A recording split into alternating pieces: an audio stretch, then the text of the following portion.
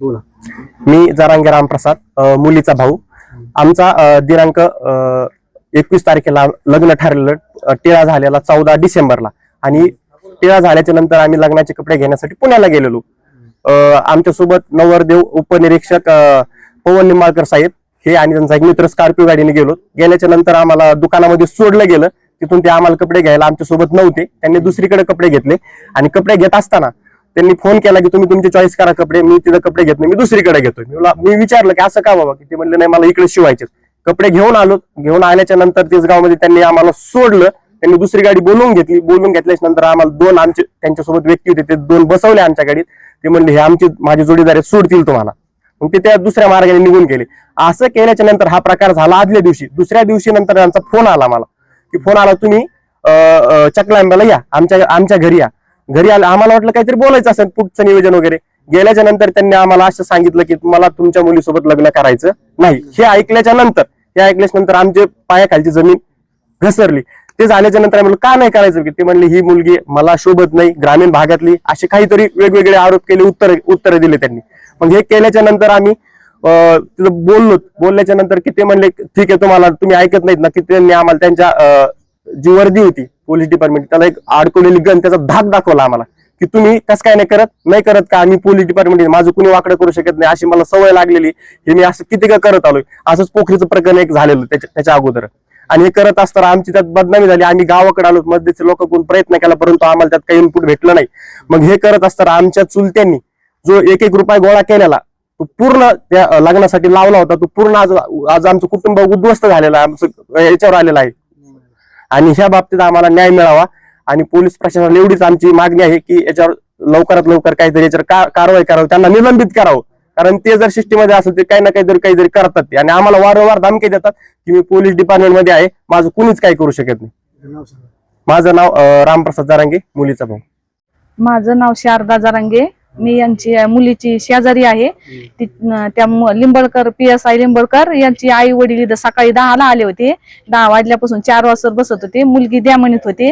मी तरी पण त्यांना एवढं म्हणलं, तुमचा मुलगा PSI आहे, तुमच्याकडे बागायती शेती आहे, मग तुम्ही का मागणी करते. तिच्या भाषेला म्हणलं, इथं गावात त्यांची भाषी आहे. तर ते म्हणले काय माहित आम्हाला. म्हणलं आता नातेवाईक काही पहिलं जवळचं. मग तेव्हा त्यांनी पिक्चर पाहायला चल म्हणला, चॉकलेट गेम करायचं, महिन्याचं काय असतं ते बर्थडे, ते काय न काय केलं म्हणलं. पुन्हा बायको सारखं मला बोलत नाही, बायको सारखं मुलगी अगोदर का बोलन याला. यांनी फिरून आणली, इकडे तिकडे हिंडून आणली. पण हे PSI आहे, शासनाचा हे आपल्यासाठी आहे ना. याने असा धोका द्यायला नाही पाहिजे. गरीबाचा न्याय निवडणार आहे, पण हे स्वतः जर असं करायला लागल्यावर मग कसं व्हायचं. यांनी त्या मुलीच्या आई वडिलांनी काम केलंय. गरीब आहेत ते बी, असे काय बागायती शेत नाही, काही नाही. आमची मातुरी खडकावर जमीन आहे. पुन्हा म्हणतो जरांगे पाटलाचं गाव आहे म्हणून हे धमकी देत. आम्ही जरांगे पाटलाचं गाव आहे म्हणून आम्ही धमकी देत नाहीत. आमच्या मुलीला बदनाम केलं. आमच्या मुलीची न्यूज छापिली. या मुली सारण संघ 3 महिने बोलला. आणि मग नंतर यांनी गेम केला. हे गेम करायला नव्हता पाहिजे. यांनी भरपाई करायला पाहिजे खर्चाची. त्यांनी घरात साऱ्या वस्तू आणल्यात. मंडपवाल्याला वस्तू कामं येतात, पण मंडपवाल्याला पैसे दिलेले कामं येणार आहेत का.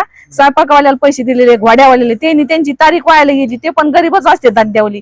त्यांनी यांच्याकडून जास्त पैसे घेतले. पुन्हा मग मागणी फक्त यांनी खर्च झालेला भरून द्यावा. आणि अशी न्यूज असं काही त्यांनी केल्यामुळे आम्हाला करायच्या टाइमाला आम्ही आजपूत केलं नाही. याला 1 महिना होऊन गेलाय. हे असं आम्ही छापील नव्हतं. आम्ही अगोदर काय म्हणलो होतं, त्याला याची बातमी पेपरला द्या. पण हे म्हणले नको, ते PSI आहे, आम्ही याची बदनामी नाही केली.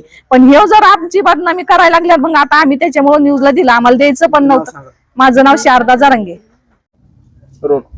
मामा, काय सांगाल, तुमच्या मुलीचा विवाह 21 तारखेला होणार होता, मात्र तुमची फसवणूक झालेली आहे. विवाह रद्द झालेला आहे, नवरदेवांना नकार दिलेला आहे, लाखो रुपये तुमचा खर्च झालेला आहे, संपूर्ण तुम्ही खर्च दिला होता. तुमची आता मागणी काय आहे, कशा पद्धतीने फसवणूक झालेली आहे, दोघांचे परस्परांविरुद्ध गुन्हे दाखल झालेले, तुमची नेमकी मागणी काय, FR बद्दल तुमचं म्हणणं काय. FR बद्दल म्हणणं आमचं असं आहे की आमच्या मुलीची ज्यांनी आबरू घातलेली आणि शासनाकडे आमची एकच मागणी, आमच्या मुलीला शासनाने न्याय मिळवून द्यावा. ही झालेला खर्च त्यांनी आमचा परत द्यावा. कारण आम्ही शेतकरी माणसं आहेत. आमचे लहान लहान मुलं, लेकरं, बाळ, बायका, पोरं उन्हातानात कष्ट करून आम्ही कस तरी 1-1 रुपया गोळा करून यांच्या लग्नापुरती तडजोड केलेली होती. पण यांनी जसं जसं लग्न जवळ येईल तसं तसं काहीतरी बायपास काढून वेगळीच दिशा आम्हाला दाखवायला सुरू केली. आमची मुलगी आणि पुतण्या हे पुण्याला जायचे म्हणले. त्यांनी 8 तास असा धरला की मला पुण्यालाच कपडे घ्यायचे. तर मी म्हणलं जा बा, पुण्याला कपडे घ्यायला गेल्याच्या नंतर त्यांनी ते कपडे पुण्याला न घेता मुलीला आणि पुतण्याला एका दुकानात सोडून दिलं आणि हे कुठेतरी आळंदीकडे निघून गेले. आणि त्यांनी कपडे घेतले नाही, काही नाही. आमच्या पुतण्याने त्यांना मोबाईलवर हे टाकलं की भाऊजी आम्ही अशा साड्या घेतल्या, तशा साड्या घेतल्या. ते म्हणले हो मी इकडेच घेतले तर इकडेच शिवित असतो. तरी त्यांनी ते लग्न जमायच्या टायमाला साखरपुड्याला मी 7-7 ग्रॅमच्या 2 अंगठ्या घेतलेल्या आहेत. त्याच्यानंतर मी बस्ता बांधलेला आहे, 2 लाख रुपयाचा बस्ता आहे. लग्नासाठी बँड लावलेला आहे 50,000चा. हे 7-7 ग्रॅमच्या 2 अंगठ्या केलेल्या आहेत. हे साड्याचा बस्ता बांधलेला आहे, साड्या नाट्याचा. त्यानंतर बँड लावलेला आहे 50,000चा. त्यानंतर हे स्टीलचे भांडे घेतलेले आहेत 45 ते 50,000ची. त्यानंतर मुलीचे हे फर्निचर हे इथं बीडला घेतलेला आहे. एवढा असा मिळून खर्च 14 ते 15 लाखापर्यंत खर्च झालेला आहे. हे पत्रिका छापल्या, हा लग्नाच्या पत्रिका कमीत कमी 1000 ते 1200 पाहुण्याला पत्रिका बी वाटलेल्या आहेत. मागणी काय नेमकी मामा? आता आमची मागणी आमचा झालेला खर्च द्यावा आणि आमच्या मुलीला न्याय मिळवून द्यावा. नाव सांगा तुमचं. ज्ञानेश्वर दिनकर जरांगे, राहणार मातुरी, तालुका शिरूर, कासार, जिल्हा बीड. भावना काय आता आम्ही इतका खर्च 1-1 रुपया जमा केलेला आहे, इतका खर्च झाला आमच्या, असा जीवाला धक्का बसला. असं एक घटना घडली, सारं झालतं लग्न 8 दिवसावरच आलतं. आमचे सारे लेकरं बाळ सारे हे दिनालेवानी बसले. मग हे असं हे करायला नव्हतं पाहिजे. पुढे आता काय काय? शासनाने याला सजा दिली पाहिजे, काहीतरी केलं पाहिजे. आमचा खर्च द्यावा ह्याने. हा पोलीस यांनी असं करायला नव्हतं पाहिजे. पोलीस लोकच असे करायला लागले, आम्ही काय करायचं गरीब लोकांनी? आता तुमची मागणी काय आहे? मागणी काही नाही, त्यांनी आमची इच्छा म्हणजे एवढे पैसे देऊन टाका आमचे. आणि 1-1 रुपया जमा केलेला 25 लाख रुपये जमा केले. ते खर्च झाला आमचा, सगळा खर्च पूर्ण केला आम्ही. पण त्यांनी आमची मागणी द्यावा आणि त्याला न्याय मिळवून द्यावा.